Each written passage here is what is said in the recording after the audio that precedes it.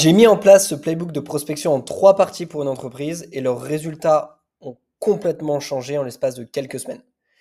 Bonjour, bienvenue sur cette nouvelle vidéo. Aujourd'hui, je vous présente un playbook de prospection en 3 parties qui comprend une phase de warming, une phase de prospection, une phase de nurturing pour maximiser l'utilisation de votre base de données, capitaliser un maximum sur les leads que vous avez et générer un maximum de ROI, de retour sur investissement, de rendez-vous. Alors, dans le cas de cette entreprise-là, tout partait de l'équipe grosse, c'est-à-dire que c'était cette équipe-là qui était en charge de la création des bases de données qui allaient ensuite être distribuées aux sales pour réaliser la prospection. On a eu 2 méthodes de sourcing qui ont été détectées. De l'ABM sourcing, qui est en fait une méthode de sourcing sur la base ICP persona. Vous avez déjà des clients, et bien vous prenez les clients les plus rentables que vous avez, vous essayez de construire une typologie d'entreprise qui correspond à ça, avec des secteurs d'activité, des tailles, des localisations. Et vous avez aussi des interlocuteurs types, au sein de ces entreprises-là. Et vous essayez de créer en fait le portrait robot de l'entreprise, de l'interlocuteur type. Et puis une détection sous forme d'intent data en plus de l'ABM, c'est-à-dire qu'on reprend les critères des entreprises types. Et en plus, on vient essayer d'aller chercher de l'intent data, c'est-à-dire des signaux d'achat, des signaux qui nous montrent de l'intérêt de la part d'une personne pour notre service, pour notre entreprise, et qui nous laissent penser que potentiellement, ça peut avoir un intérêt de le contacter pour le signer en tant que client. Alors, au niveau des signaux Intent Data, pour cette entreprise-là, on a travaillé sur de la website visit, du Clearbit, des offres d'emploi avec du Mantix, des changements de poste, avec du LinkedIn, des informations de levée de fonds, etc. sur Société Info, et puis des variations au sein du CRM. Ok. Donc une fois qu'on a fait ce sourcing, l'idée c'est d'aller chercher de la donnée sur ces personnes-là, d'accord? Donc en premier lieu, on avait ce qu'on appelle un company enrichment. On a choisi de commencer par les entreprises pour être sûr de ne pas intégrer dans des bases de données des entreprises qui correspondent pas du tout à notre cible. Donc on est allé chercher le secteur d'activité, le secteur géographique, le numéro SIRET, qui est en l'occurrence l'ID unique du CRM. Alors, petit aparté, mais c'est ultra important d'avoir un ID unique dans votre CRM. C'est quoi en fait? C'est un ID qui permet de retrouver n'importe quelle personne et qui permet de dire, OK, c'est bien ce contact-là que l'on veut et pas un autre parce qu'il est unique. OK. Typiquement, ça évite d'avoir des doublons, c'est-à-dire d'intégrer 2 fois 2 entreprises dans le CRM ou 2 fois la même personne. Ça permet d'éviter aussi de faire des actions de prospection multiples quand c'est pas voulu. Pourquoi? Parce que typiquement, si on a 2 entreprises qui sont pas exactement notées de la même manière et qu'on n'a pas l'ID unique, par exemple, avec le numéro SIRET, on peut pas détecter que c'est la même entreprise. Et peut-être qu'il y en a une où on va déclencher une action de prospection et une autre action de prospection, pensant que c'est 2 entreprises différentes, mais finalement c'est la même. Et résultat, on va avoir un embouteillage des actions de prospection et ça va tout simplement nuire au résultat que vous pourrez avoir. Donc, hyper important d'avoir un ID unique. Ensuite, d'autres informations comme la dénomination, l'adresse, d'autres informations nécessaires, le nombre d'employés, etc. Ensuite, ce qu'on faisait, c'est un filtrage des entreprises hors scope pour être sûr de ne pas continuer de l'enrichissement, pas dépenser de crédit sur les entreprises dans tous les cas, on sait que ça rentre pas dans notre scope. Pour celles qui sont bonnes, on garde et ensuite on fait un personal enrichment où là, on va chercher le job, l'email, le téléphone et d'autres informations nécessaires. Là encore, un surfiltrage pour s'assurer d'avoir que des personnes qui rentrent dans notre scope. Et en dernier point, une sursegmentation qui permet d'améliorer la qualité des inputs que l'on va avoir sur notre prospection. Typiquement, en fait, c'est aller chercher des informations supplémentaires ou alors segmenter nos bases de données avec des micro-segments très spécifiques pour ensuite pouvoir faire un copywriting qui soit plus spécifique, justement, et donc il y aura plus de retours, plus de résultats. Pour faire tout ça, ces 3 étapes-là, on a utilisé un outil d'orchestration qui s'appelle Clay, c'est le leader de son marché aujourd'hui.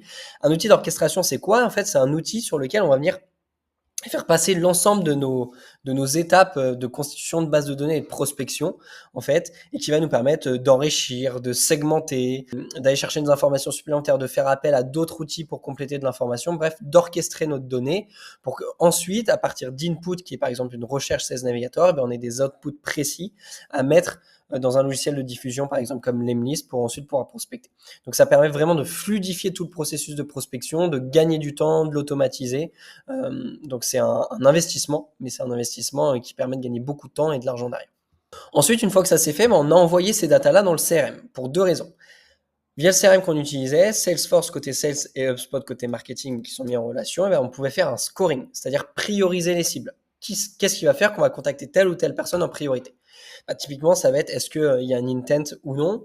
Est-ce que c'est un secteur qui convertit beaucoup? Est-ce que c'est une cible qui nous a été recommandée, etc. Bref, quels sont les critères qui font qu'ils sont rentrés dans cette base de données-là et qui nous laissent penser que potentiellement, il faudrait mieux le mettre en haut de la pile sur les personnes à aller prospecter parce qu'on a plus de chances de signer, tout simplement. Et ensuite, en deuxième lieu, de l'assignation. C'est-à-dire que dans cette boîte-là, on avait plusieurs sales. Donc, venir assigner des leads, tout simplement, différents sales pour qu'ils puissent prospecter. Ensuite, une fois que c'est fait, on a vraiment la phase de prospection qui va pouvoir commencer avec la phase de warming. Le warming, c'est quoi? C'est tout simplement des actions qui nous permettent de rentrer en contact avec une personne sans encore prospecter. D'accord? Ça peut être une interaction avec elle, interagir avec son profil Facebook, Instagram, LinkedIn, interagir avec un mail, bref, se rendre visible et passer du stade, on est une entreprise qu'il ne connaît pas, à une entreprise dont il a déjà entendu parler. Typiquement, une bonne phase de warming, ça peut être aussi faire de la publicité sur des audiences très spécifiques, ce qui va faire que la personne va être soumise à notre contenu de manière un petit peu informelle et au moment où on va venir prospecter, elle va se dire « Ah mais oui, ça me dit quelque chose ». Ça peut être quelque chose de ce style-là. Donc on a des approches traditionnelles, par exemple avec l'emlist, de la visite de profil, du like, du commentaire de post, etc. Certaines actions de cold email. Et puis des actions un petit peu moins traditionnelles, par exemple avec du mailing inbox, envoyer un SMS, un message vocal, carrément du offline, un prospectus, une carte de visite, n'importe quoi. Bref, créer un lien et chauffer un petit peu le prospect. Ensuite, une fois que c'est fait, la sales team, elle prend le relais sur la partie vraiment prospection pure et dire, comme vous pouvez connaître, avec des cold email, avec des étapes de call call, avec des étapes de LinkedIn Outreach, de message LinkedIn. Bref, vos séquences de prospection d'email classiques. On pourra d'ailleurs en traiter dans une prochaine vidéo. À ce moment-là, il y a deux options. Soit ça débouche sur un deal, tant mieux, le prospect est converti en client. À ce moment-là, on met à jour le CRM pour bien l'afficher, et plus avoir d'actions de prospection qui vont se déclencher sur lui, et puis pouvoir faire un suivi de client automatisé. Et puis sinon, on est en deal KO, c'est-à-dire que le prospect n'a pas converti, et là, à ce moment-là, on va faire une mise à jour CRM pour connaître la raison de ce KO. Est-ce que c'est un manque de budget? Est-ce que c'est un manque d'intérêt pour la solution? Est-ce que c'était pas le bon moment? Est-ce que c'était pas le bon décideur? Etc. Quelle est la raison? Pourquoi c'est hyper important de faire remonter la raison du chaos? Parce que ça va nous permettre ensuite d'adapter le nurturing, la phase de nurturing. Le nurturing, c'est quoi? En fait, c'est une phase où on va venir nourrir le prospect avec des informations qui vont être pertinentes pour lui dans le but de faire ce qu'on appelle de la soft objection treatment, en fait de traiter de manière discrète les objections pour qu'au moment où on redéclenche un cycle sales, on ait un petit peu d'objections qui a été traitées. Et donc faire remonter la raison du chaos, ça permet d'adapter la phase de nurturing et donc le contenu de nurturing qu'on va apporter. Et typiquement, en fonction de la raison du chaos, on a différentes branches. Et en fait, on a autant de branches, autant d'arbres que d'axes de réassurance lead à traiter. Typiquement, s'il nous a dit c'est un chaos budget principalement, mais en plus, c'était pas exactement le bon moment, on va le faire rentrer dans une séquence de nurturing qui va traiter du budget, à quel point l'outil peut vous faire économiser de l'argent, à quel point, oui, il faut investir sur les 2 premiers mois, mais dès le 3e mois, on a un ROI important, par exemple. Et puis, au niveau de c'est pas trop le temps, maintenir au courant de l'avancée de l'outil, du produit, du service, des clients qui nous rejoignent pour que dès que ça commence à rentrer dans leur tête, tac, on soit directement top of mind. Un système de prospection complet comme ça permet en fait de traiter votre bassin de lead de A à Z, de le renouveler, de le recycler, de maximiser le taux de conversion que vous pourrez avoir par la suite. Et typiquement, cette entreprise, il y a réellement eu un avant et un après la mise en place de ce playbook de prospection. Avant, c'était des process un petit peu confus, un peu fouillis, qui apportaient pas beaucoup de résultats, où on passait beaucoup de temps, où ça coûtait beaucoup d'argent. Bref, on avait un ROI sur de la prospection qui était vraiment très bas, voire même négatif.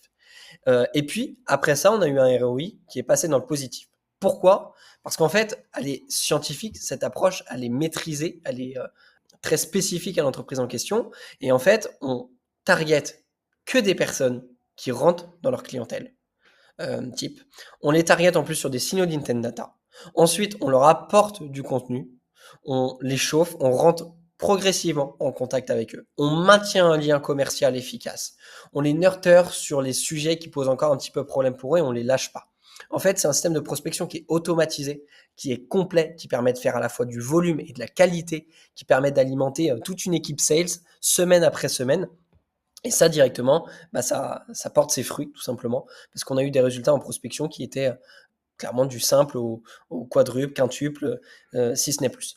Donc, si jamais aujourd'hui, vous êtes une entreprise, pareil, B2B, que vous faites de la prospection et que vous n'avez pas ces résultats-là, vous n'avez pas une prospection qui est scalable, c'est-à-dire que vous ne pouvez pas faire augmenter de manière linéaire. si vous n'avez pas une prospection qui vous rapporte des rendez-vous et surtout des rendez-vous qualifiés, si vous avez une prospection qui vous prend beaucoup de temps, qui est peu efficace, c'est de réserver un call juste en bas, sur le lien qui est juste en bas, un call pendant lequel on va un petit peu échanger sur ce que vous faites de bien, et puis des recos sur ce que vous faites un petit peu moins bien. Et puis si vous voulez aller plus loin, surtout, eh ben, on pourra créer ensemble et mettre en place un système de prospection comme celui-ci qui sera adapté à votre entreprise, qui réglera vos soucis, qui vous permettra d'avoir une prospection avec un ROI positif, c'est-à-dire qui vous rapporte de l'argent, des clients et qui soit efficace pour vous et un canal rentable. Voilà, donc surtout n'hésitez pas à prendre un rendez-vous. On se retrouve de l'autre côté et puis on se retrouve aussi pour une prochaine vidéo.